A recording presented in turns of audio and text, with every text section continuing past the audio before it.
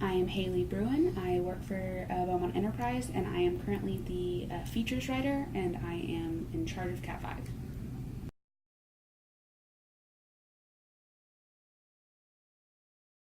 So I was originally an English major, and when I started my graduate degree, I worked for the University Press as a staff writer first, and then I was editor.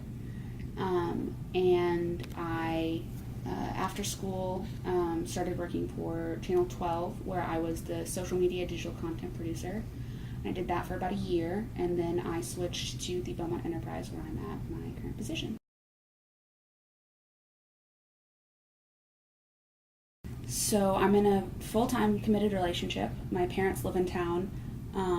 I have 2 cats and friendships and a social life and a full-time career, so it's difficult. So working for 12, my hours technically were 2 p.m. to 11 p.m., but nighttime is when crashes happen, when gunshots and fires and things like that go down, so it wasn't uncommon for me to stay till 2 a.m.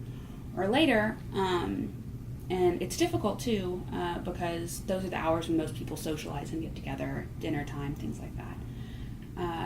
So there was a lot of strain, but it was making time for people on my days off, sort of planning, a lot of careful planning, when I knew that I technically wasn't on call. But then again, I knew that at any given time it was, hey, we need someone, I know you're near here, there's an alligator in a culvert, for example, you got to go Facebook that, or we're shorthanded and we need somebody to go cover this, so that happens a lot.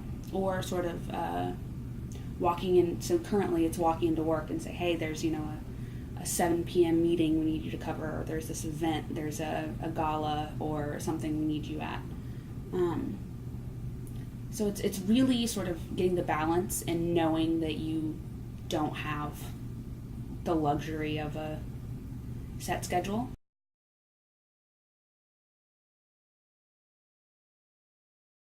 Making the best with what you can do and having the people in your life sort of understand your commitments and that you love them and they're your emotional priority, but your responsibilities are going to be work first.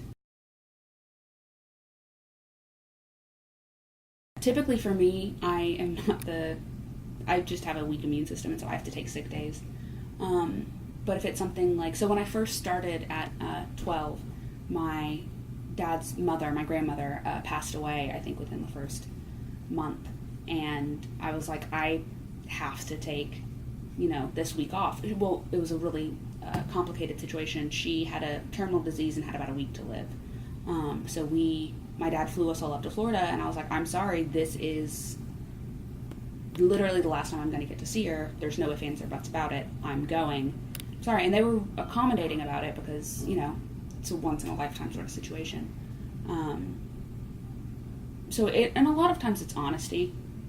For me, it's I can't do that, or, I need to take, I'm sick, or I'm overworked, or this has come up.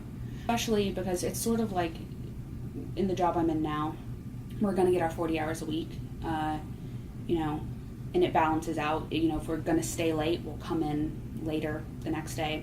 If we get in early, we can. If we know we need to leave a little bit earlier, sometimes we can ask and get in early and leave like that. It just depends. Communication is really key. Letting people know what it is, and knowing that you can get what you need to get done in that amount of time. Yeah, so I would call my position now more of a 9 to 5. It's still on call, but the quality of life, I would say, is better having more of a set schedule and more of a normal routine, which I do have now, a bit of a more normal routine. But like when I was working for 12, there was no continuity. It was this week is going to be this week is going to be that.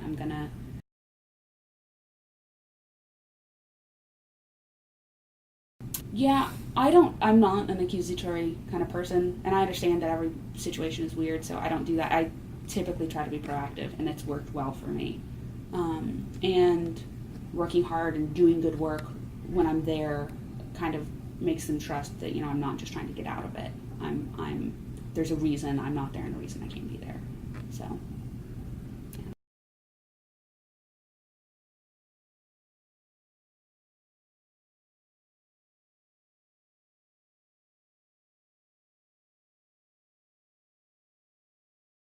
Andy Coughlin, Director of Student Publications. Well, actually I started off as an artist, graphic designer, went to work for a newspaper, started doing editorial cartoons, started writing columns and then stories, and then everything just sort of went from there. And I'm more of an arts writer, arts feature writer and stuff like that. So published my own arts magazine as well. So worked at the Port Arthur News for 5 years before coming to Lamar, where I have been an advisor to the newspaper for 25 years.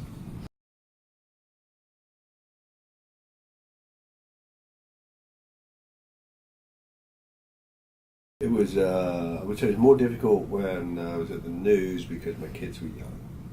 It's a lot easier now that my kids are older, unless you count you guys. Well, because that's something to think about when you got kids. They got dance recitals, they got soccer games, and you want to be able to do things then. And sometimes they conflict with assignments. So hopefully, you can try and plan around things, but stuff happens. That your skill set is greater. I find that I can take notes, write a story in far less time than before because I know the tricks. I can listen. I know what I want. I'm already making notes. A lot of times cover an event or something. I'm already half writing the story. If you look at my notebooks, instead of just notes, there's a lot of things. Like I was recently at the Manil for the Open and New Drawing Institute, and if you look at my notebook, there are actually paragraphs where, as we're walking from one section to another, I'm literally writing something that will almost be word for word in the story because I know how I want it to sound. I know what I want to do. So. Listen, I tend to be. I think if you can establish yourself as somebody who is dependable and somebody who knows what's required and can be done, people are more likely to give you the time. Sounds really arrogant. I'm very good at what I do, so people know that if I can, if I want some time off, whatever needs to be done is going to be done beforehand, or it's going to be done right afterwards, or I've made arrangements or stuff like that. So I'm like, I really need this time off,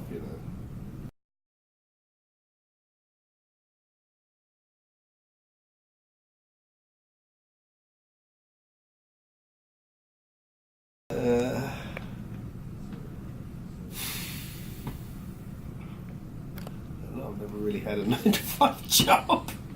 I've never really had one. I've never. I did do shift work once, but I hated that. So. I don't know really. I don't know. I think people think 9-to-5 jobs have their own things. I can take a morning. If I need a morning, if I know I've got to work late or something like that, I can take a morning. Whereas a 9-to-5 person's like 9-to-5. I can make the time up somewhere else because whatever I'm doing is normally flexible. It is flexible. Yeah, there's demands on time, but it's flexible. You need to do something here. You just take some time off it here or slice it around. But I've always been that way.